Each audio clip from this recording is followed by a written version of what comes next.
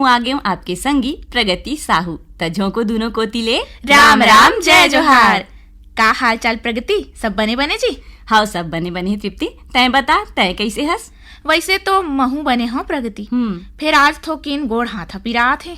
वाह का बुतलाते क्रपोट तरी दे ते में तो हाथ गोड़ा पिरा भर गए तो हाथ गोड़ में प्रगति अब आसपास के वातावरण ला स्वच्छ राखबो तभे हमन स्वस्थ रहिबो, है नहीं?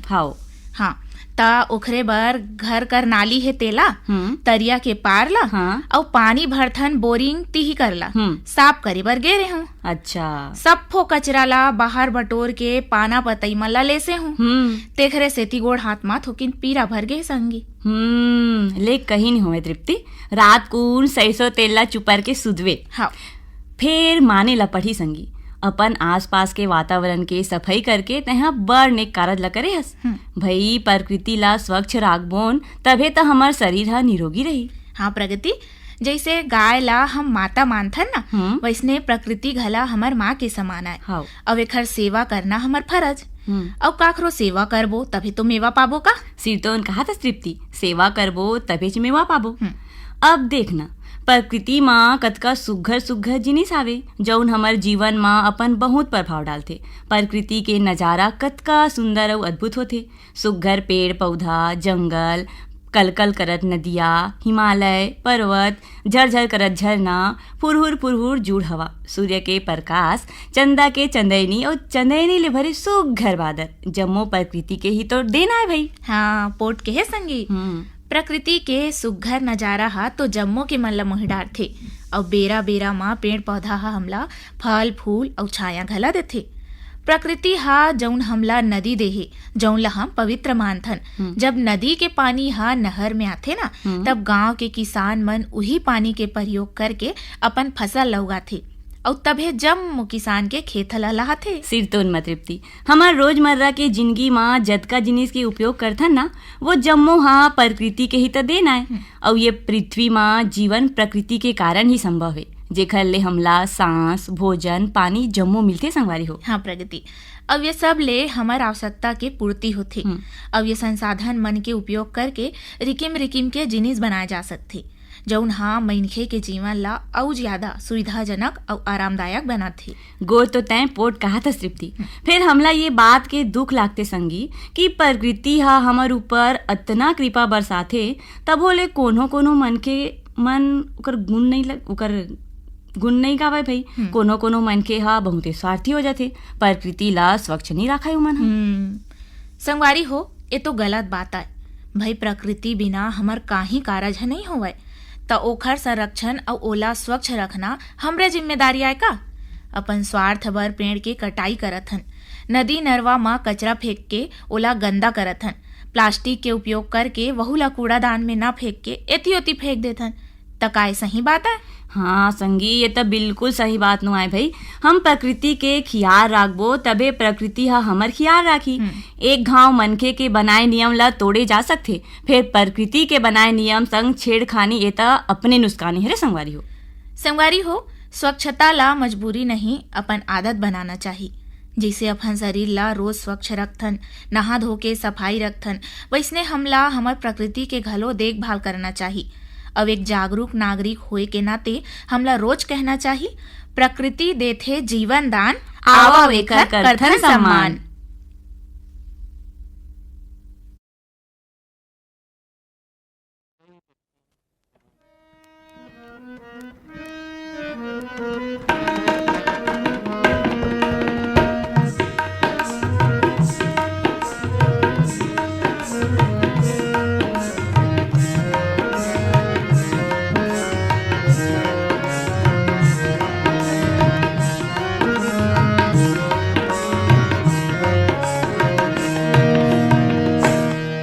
चल धरती ला सवार भैया, ये देश के नैया तोरे हाथ माँ। चल धरती ला सवार भैया, ये देश के नैया तोरे हाथ माँ। चल धरती ला सवार भैया, ये देश के नैया तोरे हाथ माँ। चल धरती ला सवार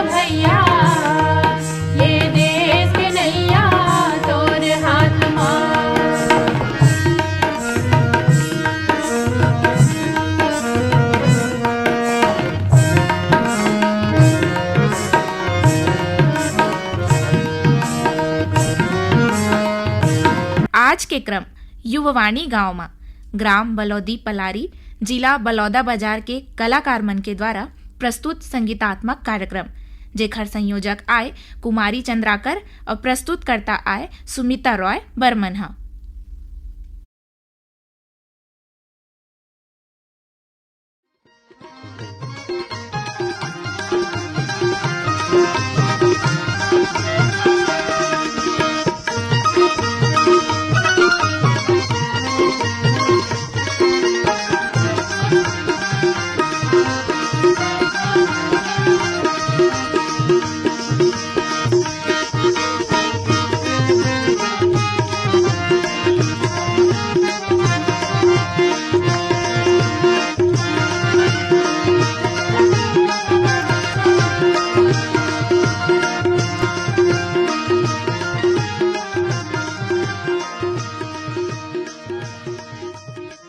कार्यक्रम सुनैया जम्मू संगवारी मल्ला हमर नमस्कार।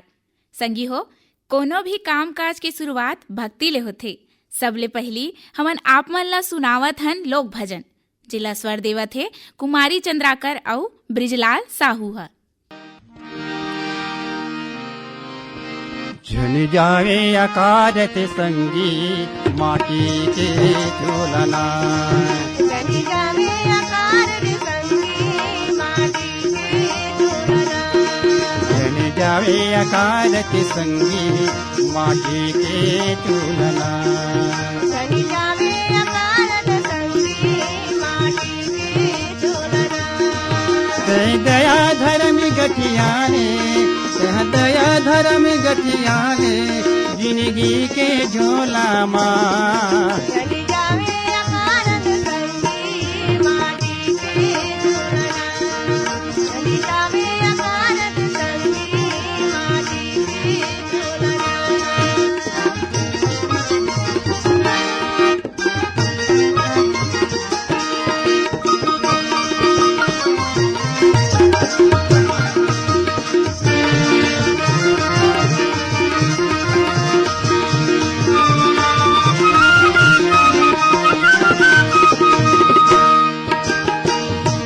के ले आए हर जगमा कैसे ओला बुलाए, कैसे ओला बुलाए गमैया, कैसे ओला बुलाए, कैसे ओला बुलाए गमैया, कैसे ओला बुलाए।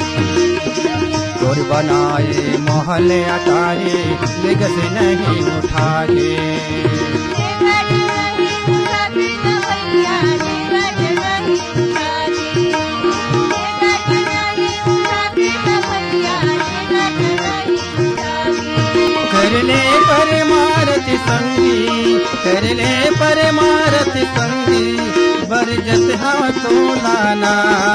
झुन जावे अकारत संगी माटी के झोलना, झुन जावे अकारत संगी माटी के झोलना।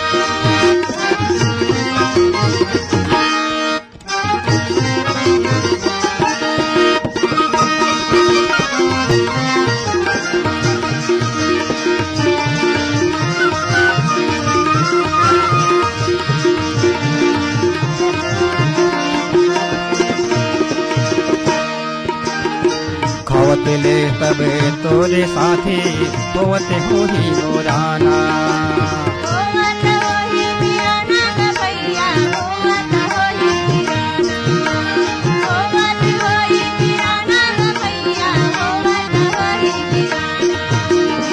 जग के हावे उल्टा चलनी बिसर जाही बोराना, बिसर जाही बोराना गमैया, बिसर जाही बोराना, बिसर जाही बोराना गमैया, बिसर जाही बोराना।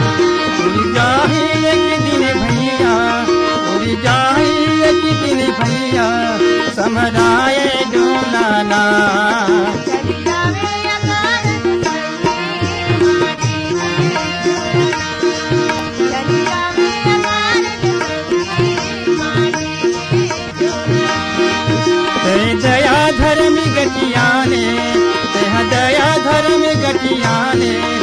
भीगी के झोला माँ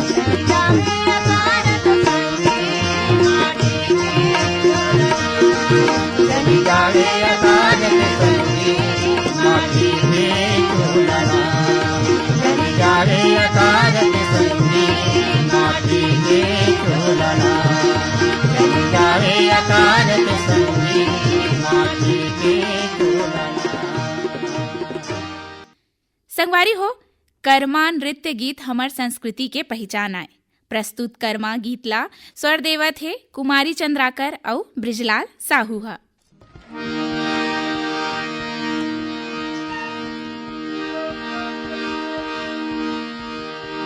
ते अकेला जाबे हंसारे जय के बेरा ते अकेला जाबे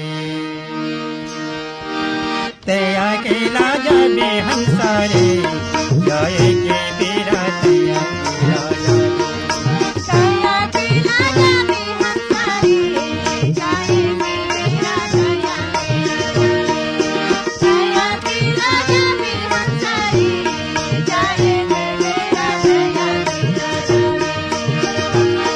तेरी माटी ऊपर माटी माटी पावे रे तेरी माटी ऊपर माटी माटी पावे रे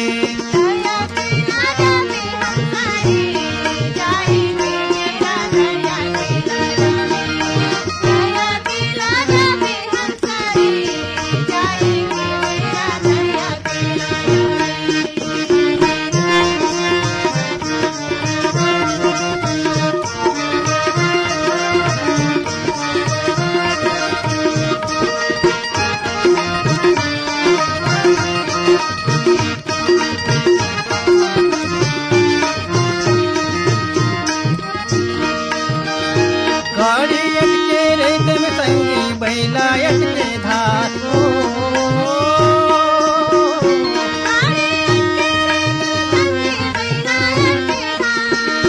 मन अटके दर्शन बिना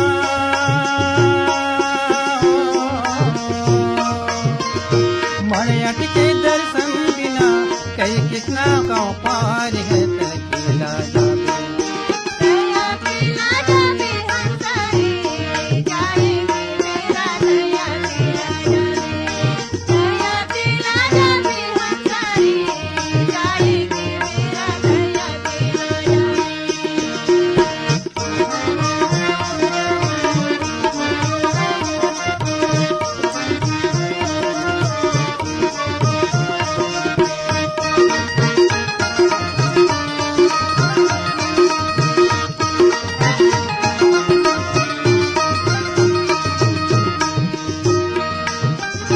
चाटी चाउर लेके जावे बीच में मिल गए दार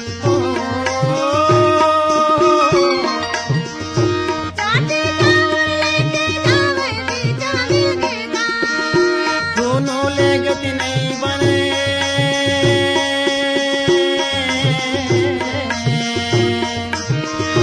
दोनों ले गति नहीं बने बहुते करे विचार गया अकेला जाबे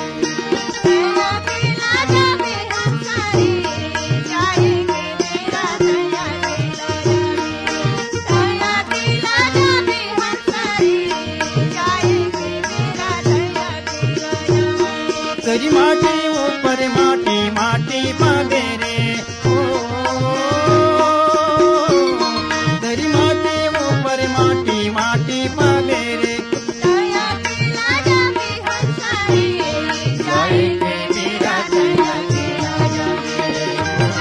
केला जाबे हंसारे जाए के बेरा दया केला जाबे दया केला जाबे हंसारे जाए के बेरा दया केला जाबे दया केला जाबे हंसारे जाए के बेरा दया केला जाबे। हमार छत्तीसगढ़ के संस्कार आए पेड़ लगाना। यही बात ला ध्यान में रखत बीरवा लगाए के संदेश ये गीत माँ सुने ला मिलही। स्वर है कुमारी चंद्राकर और ब्रिजलाल साहू के। भागीरथी गंगा माँ नहाले संगी माँ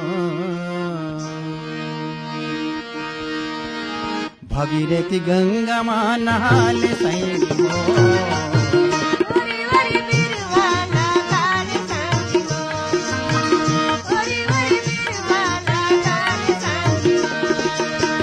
भगीरथी गंगा माँ नहाले संगी हो भगीरथी गंगा माँ नहाले संगी हो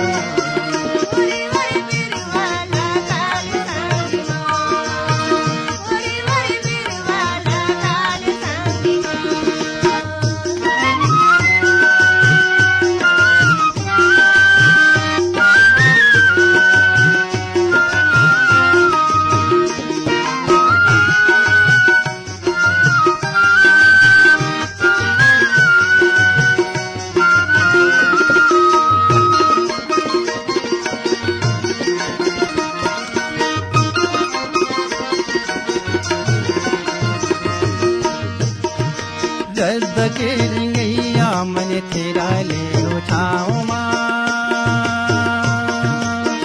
दिया शीश काट गड़े देने पाओ माँ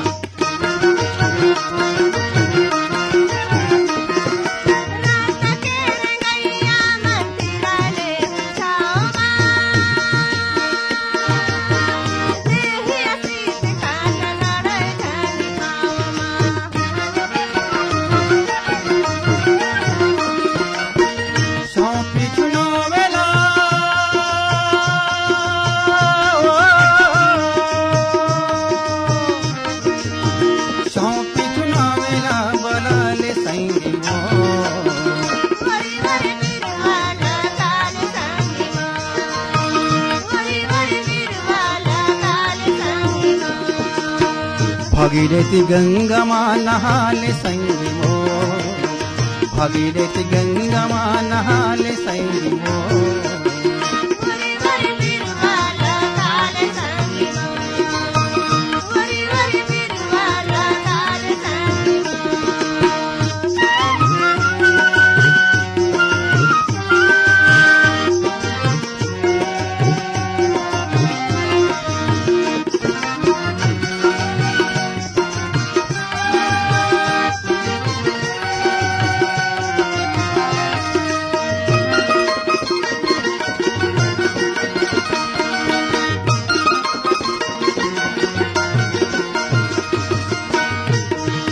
जबक जाहि लकड़ी बिने गुने तोरे काम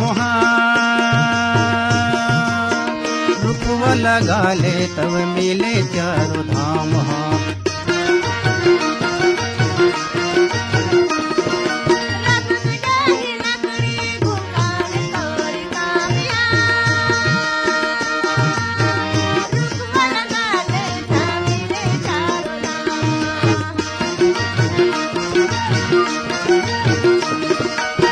खेत खारी परिया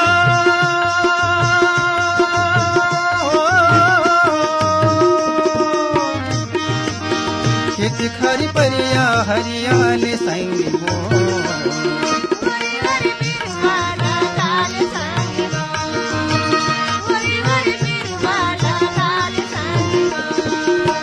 भगीरथी गंगा माँ नहाले संगी हो भगीरथी गंगा माँ नहाले संगी हो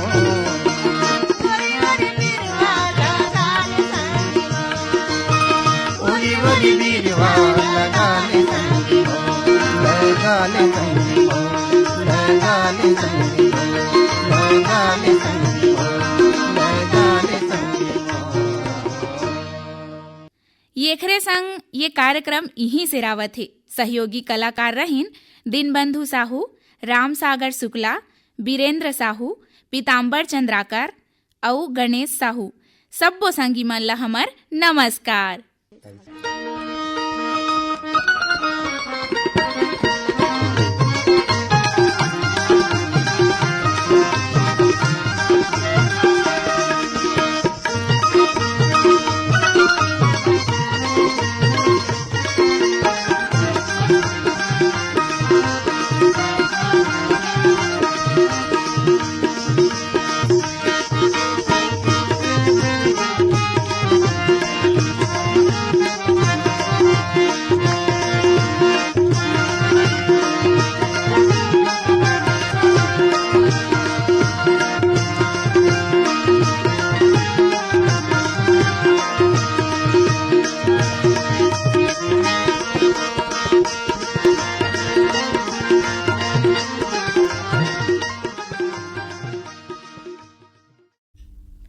संगवारी हो, अभी आप मन सुनत रहे हो क्रम युववाणी गांव में, जेमा ग्राम बलौदी पलारी जिला बलौदा बाजार के कलाकार मन के द्वारा प्रस्तुत संगीतात्मक कार्यक्रम सुनेव, जेखर संयोजक रहीन कुमारी चंद्राकर और प्रस्तुत करता रहीन सुमिता रॉय बर्मन हा।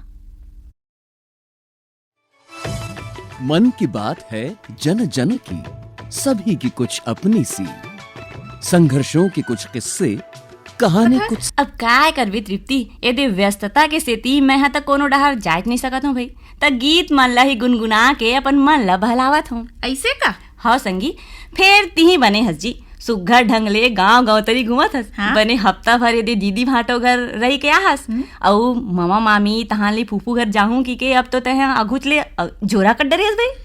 त कैसे करवे संगवारी, माया हाँ झींक लेथे, रही रही के बुलाथे उमन तहाँ चल देथो। बने करथा तृप्ति, यही बहाना गांव परिवार के बारे में जाने और सुने ला मिलथे जी। हाँ प्रगति, फिर तय हाँ संशोधन कर, का होगे ते गाँव गाँव तरी नहीं जान सकत हस्ते, तोला मैं हाँ गाँव घुमावत हूँ हमार आज के क्रम हमर गाँव ले। बने सुरता देवा हस तृप्ति तह, त चल झटकुन शुरू करथन क्रम हमर गाँव। त तृप्ति, तोर हाथ में तो मोला पाती अउ ई मेला दिखा थे भाई। हाँ। त बता कौन संगवारी मन हा कौन अपन गांव के बारे में काय लिखे है? प्रगति, हमर संगवारी है खलारी जिला बालोद ले, अउ ए मन है गिरवा लाल साहू, बिसंतीन बाई, छोटू, यश, यथारू, लब्बू, चांदनी, बबली, तेजल और रुचिका साहू। संगवारी मन काय लिखे है? हमर संगवारी मन कहा थे प्रगति, धमतरी जाए के रद्दा मा मेन रोड मा बसे हमर खलारी गांव, सुघर रुखराई ले घिरे है।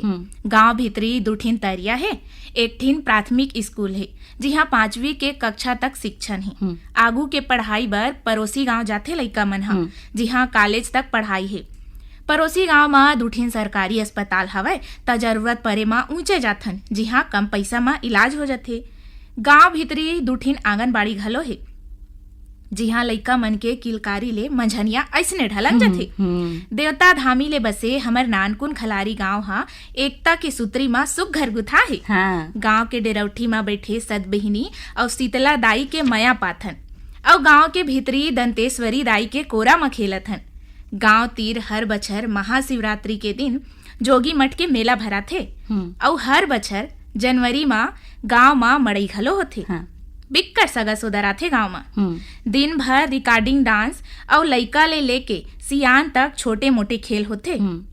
संझा कुन मड़ई के मजा लेथन, और कैसे करबे पदोथे ते लइका मन बर पुतरी और फुग्गा तो घला जरूरी है। हाँ भाई। रात कुन सांस्कृतिक कार्यक्रम के मजा लेथन, और एसो की मड़ई ह घला जनवरी में मार गे हवय।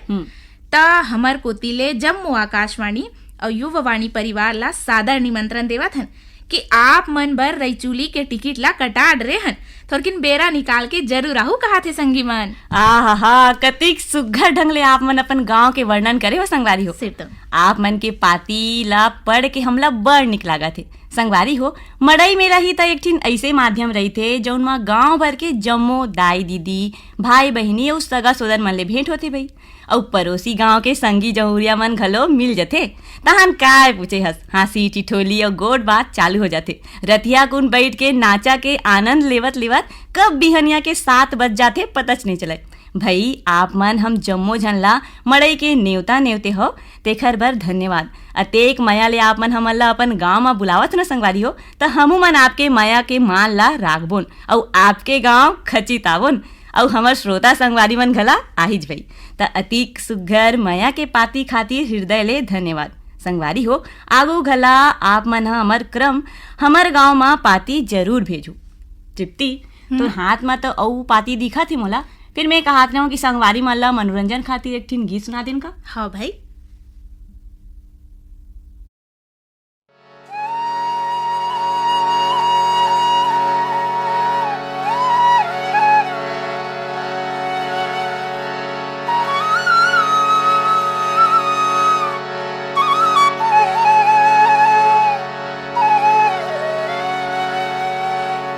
तिउरा भाजी मजी तिउरा भाजी माँ, तिउरा भाजी मजी तिउरा भाजी माँ, तिउरा भाजी मजी तिउरा भाजी माँ, तिउरा भाजी मजी तिउरा भाजी माँ, तिउरा भाजी मजी तिउरा भाजी माँ, तिउरा भाजी माँ, तिउरा भाजी मका बासी मीठा के तिउरा भाजी माँ, तिउरा भाजी मा ओ बासी मिठाते चिवड़ा भाजी मा चिवड़ा भाजी मा जी चिवड़ा भाजी मा चिवड़ा भाजी मजी चिवड़ा भाजी माँ चिवड़ा भाजी मा जी चिवड़ा भाजी मा चिवड़ा भाजी मजी चिवड़ा भाजी माँ चिवड़ा भाजी मा जी चिवड़ा भाजी मा चिवड़ा भाजी मा चिवड़ा भाजी मा का बासी मिठाते चिवड़ा भाजी मा चिवड़ा भाजी मा ओ आज घला उही चूल्हा के आगी माँ अंगाका रोटी और गौ माता के सुघर दूध दही घिवला खा के मनखे मना स्वस्थ हावे।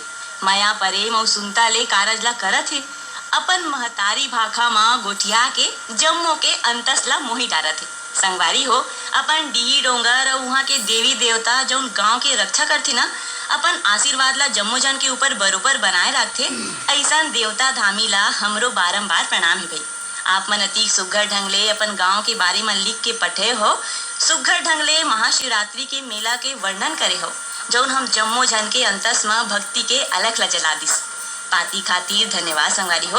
आगू दरी घला ऐसने अपन गांव के बारे में लिख के खचित भेजू हमन ला अगोरा रही।